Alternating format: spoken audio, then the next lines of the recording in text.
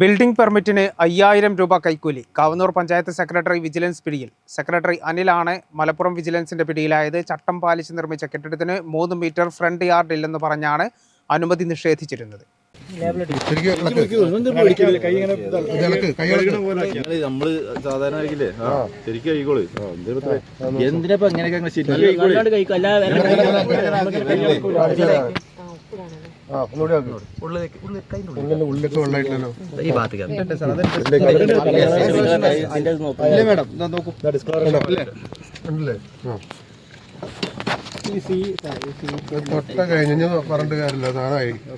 കാവന്നൂർ സ്വദേശിയുടെ വീടിന്റെ building permit അനുവദിക്കുന്നതിന് കൈക്കൂലി ആവശ്യപ്പെട്ട കാവന്നൂർ പഞ്ചായത്ത് സെക്രട്ടറിയെ വിജിലൻസ് തൊണ്ടി സഹിതം കൈയോടെ പിടികൂടി. ഓപ്പറേഷൻ സ്പോട്ട് ട്രാപ്പിന്റെ ഭാഗമായി മലപ്പുറം വിജിലൻസ് യൂണിറ്റ് ഒരുക്കിയ കെണിയിലാണ് കാവന്നൂർ പഞ്ചായത്ത് സെക്രട്ടറി അനിൽ കുടുങ്ങിയത്.